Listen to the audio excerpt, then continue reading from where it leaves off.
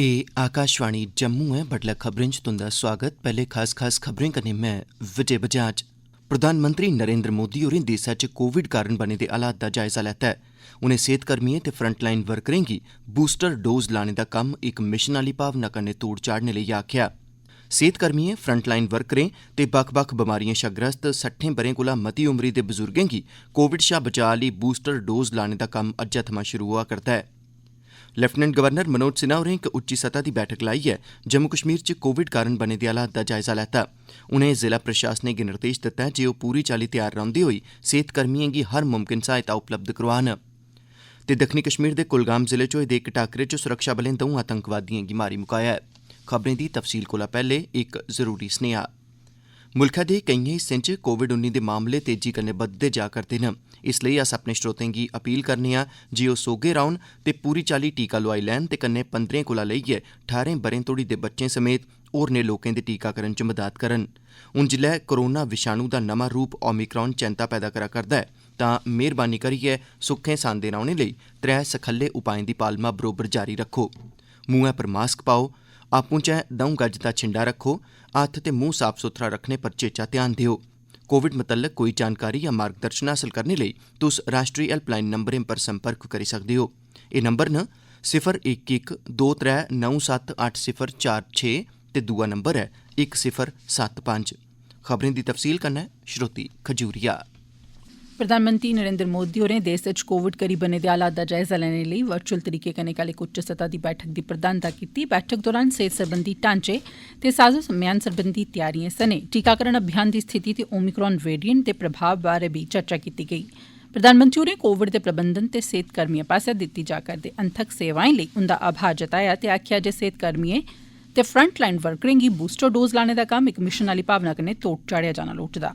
श्री मोदी होरें जिला सतह उप्पर लोड़चदा सेहत सरबंधी ढांचा यकीनी बनाने दी जरूरता पर जोर पाया। इसदे अलावा उनें प्रभावित इलाकें च बंदिशां नाफिज कराने ते लोकें गी कोविड शा बचाऽ आस्तै सब्बै लोड़चदे उपाऽ कराने लेई बी आखेआ। केंद्रीय सेहत मंत्री मनसुख मांडविया होरें आखेआ जे 1 करोड़ थमां बद्द सेहत ते पैह्ली पंक्ति च खड़ोइयै कम्म करने आह्ले फ्रंटलाइन वर्करें गी ते 60 ब'रे थमां बद्द दी बरेसू आह्ले लोकें गी कोविड थमां बचाऽ आह्ली खुराक बारै SMS भेजेआ गेआ ऐ। अपने इक ट्वीट च मंत्री होरें आखेआ जे कोविन प्लेटफार्म पर पंजीकरण पैह्ले थमां जारी ऐ ते इनें सब्भनें योग्य लाभार्थिएं गी एहतियाती टीका लाने दी प्रक्रिया अज्जै थमां शुरू होआ'रदी ऐ। लेफ्टिनेंट गवर्नर मनोज सिन्हा होरें कल केंद्र शासित प्रदेश जम्मू कश्मीर च कोविड दी स्थिति दी समीक्षा लेई उच्च सतह दी बैठक लाई। इसदे च कोविड टास्क फोर्स, डिप्टी कमिशनरें, SSPएं हिस्सा लेआ। उपराज्यपाल होरें जिला प्रशासन गी हिदायत कीती जे ओह् सेहत टीमें दी पूरी सहायता उपलब्ध करोआन ते पूरी त्यारियां करियै रक्खन। उनें वार रूम्स गी तौले थमां तौले सक्रिय करने दे बी हुकम दित्ते। इसदे अलावा उनें कोविड हेल्पलाइन दे स्हेई ते कारगर ढंगै सिर कम्म करने ते सांझे दल कम्में लेई तैनात करने दे निर्देश जारी कीते। लेफ्टिनेंट गवर्नर होरें जरूरतमंद लोकें गी कोविड किट्स उपलब्ध करोआने लेई नोडल अफसरें बश्कार नेड़मा तालमेल बनाने पर जोर पाया। उनें हर स्थिति कन्नै निब्बड़ने लेई पूरी चाल्ली त्यार रौह्ने पर बल दित्ता। उनें पंचायती सतह पर कोविड सरबंधी नियमें लेई बी कम्में लेई बी विकेंद्रीकरण करने लेई आखेआ तां जे मैडिकल सहायता ते होर सरबंधी कम्म सखल्ले होई सकन। लेफ्टिनेंट गवर्नर होरें आखेआ जे अज्जै थमां प्रशासन आसेआ सेहतकर्मिएं, पैह्ली पंक्ति च खड़ोइयै कम्म करने आह्ले फ्रंटलाइन वर्करें ते 60 ब'रे थमां बद्द दी बरेसू आह्ले लोकें लेई एहतियाती टीका लाने आह्ली प्रक्रिया शुरू होआ'रदी ऐ। उनें सरबंधी अधिकारिएं गी आखेआ जे इस लेई मौके पर ते ऑनलाइन पंजीकरण लेई लोड़चदे इंतजाम करियै रक्खन। एलजी होरें पुलसकर्मिएं, सेहतकर्मिएं, सेहत कर्मचारी, सरकारी कर्मचारिएं गी लोकें दी सेवा दौरान पूरे एहतियाती उपाऽ अपनाने लेई आखेआ। सेहत ते मैडिकल शिक्षा मैह्कमे दे additional chief secretary Vivek Bhardwaj होरें कोविड-19 दी स्थिति, जांच दी स्थिति, टीकाकरण वगैरा बारै पूरा ब्यौरा पेश कीता। उनें एह् जानकारी बी दित्ती गेई जे केंद्र शासित प्रदेश च 15 थमां 18 ब'रे तोड़ी दी बरेसू दे लोकें दा कोविड रोधी टीकाकरण रमानदारी कन्नै जारी ऐ। प्रधानमंत्री हुंदे दफ्तरै च राज्यमंत्री डॉ जितेंद्र सिंह होरें आखेआ जे कोविड दे बधदे संक्रमण गी दिक्खदे होई भटेयाली महिलाएं, कर्मचारिएं ते दिव्यांग कर्मचारिएं गी कम्मकाज आह्ली थाह्रें पर औने समां छूट दित्ती गेई ऐ। डॉ जितेंद्र सिंह होरें आखेआ जे एह् सब्बै घरै समां कम्म करी सकदे न। कंटेनमेंट जोन च रौह्ने आह्ले सब्बै अधिकारिएं ते कर्मचारिएं गी बी कंटेनमेंट जोन दी अवधि खत्म होने तगर कार्यालय च औने थमां छूट दित्ती जाग। डॉ जितेंद्र सिंह होरें आखेआ जे अंडर सैक्रेटरी दी सतह थमां हेठ दे सरकारी कर्मचारिएं दी गिनतरी दफ्तरै च 50% तगर सीमित कीती गेई ऐ ते बाकी दे 50% घरै थमां कम्म करङन। केंद्र शासित प्रदेश जम्मू कश्मीर च कल कोविड दे 687 नमें मामले सामने आए। इंदे चा 437 मामले जम्मू खित्ते थमां हे ते 250 कश्मीर खित्ते थमां। अजें तगर प्रदेश च कोविड दे कुल तस्दीकशुदा मामले दी गिनतरी 3,44,652 होई गेई ऐ। 3,531 सक्रिय मामले न 3,36,581 अजें तक नरोए होई चुके दे न ते अजें तक प्रदेश च 4,540 लोकें दी इस महामारी करी मौत होई चुकी दी ऐ। मुल्ख भरै थमां कोविड दे पिछले 24 घैंटे दौरान 1,79,723 मामले सामने आए, जेदे मगरा कुल मामलें दी गिनतरी मुल्खै च 3,57,07,027 तगर जाई पुज्जी ऐ। 7,23,619 सक्रिय मामले न ते 3,45,0172 मरीज बल होई चुके दे न ते अजें तक 4,83,936 दी इस लागै करी मौत होई चुकी दी ऐ। एह् खबरां तुस आकाशवाणी जम्मू परा सुना'रदे ओ। आजादी का Amrit Mahotsav.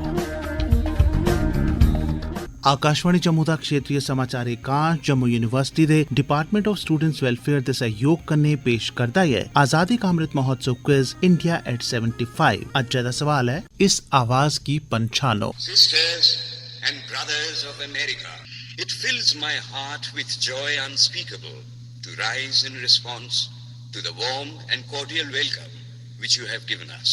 I am proud to belong to a religion which has taught the world both tolerance and universal acceptance.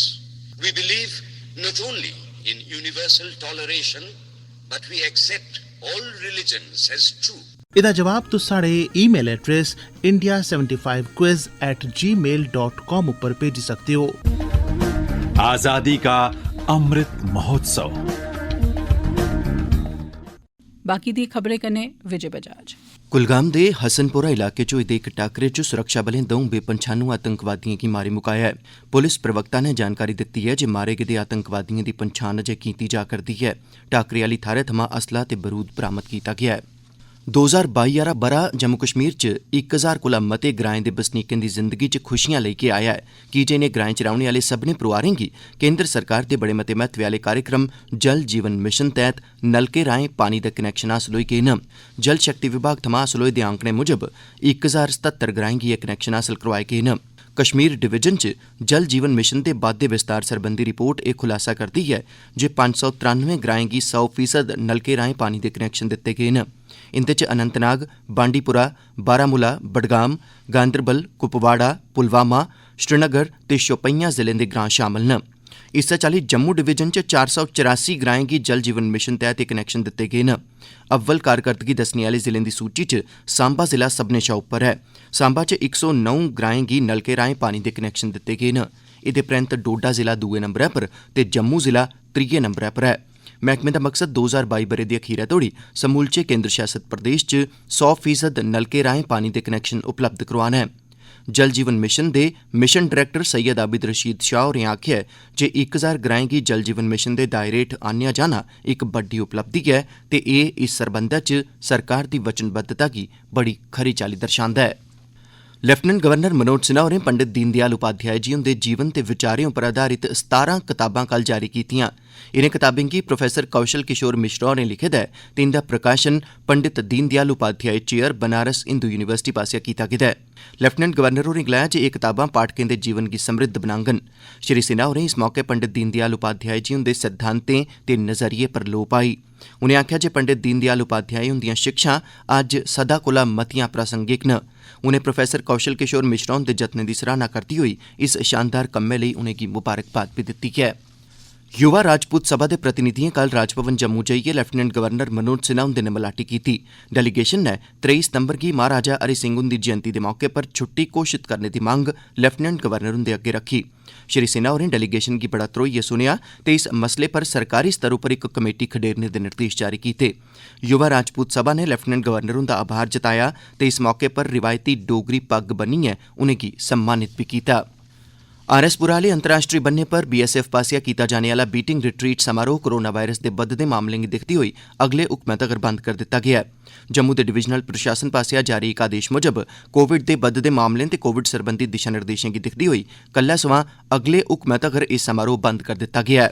Jammu Srinagar राष्ट्रीय जरनैली शिड़कै गी कल संझां गड्डिएं दी आओजाई लेई खोली दित्ता गेआ। राष्ट्रीय जरनैली शिड़कें सरबंधी ट्रैफिक दे एसएसपी शबीर अहमद हुंदे मुजब शुरू च छड़ा हौली मोटर गड्डिएं गी गै दौनें बक्खी दा आओजाई दी इजाजत दित्ती गेई ते मगरा बड्डी गड्डिएं गी लग्गने दी इजाजत दित्ती जाग। उनें लोकें गी अपील कीती ऐ जे ओह् बड़ा जरूरी होने पर गै यात्रा करन कीजे शिड़कै पर अजें बी किश थाह्रें पर लास पस्सियां पवै करदियां न ते किश थाह्रें पर तलैट नै खतरा बधाई दित्ते दा ऐ। एह्दे कन्नै गै खबरें दा एह् बुलेटिन समाप्त होआ।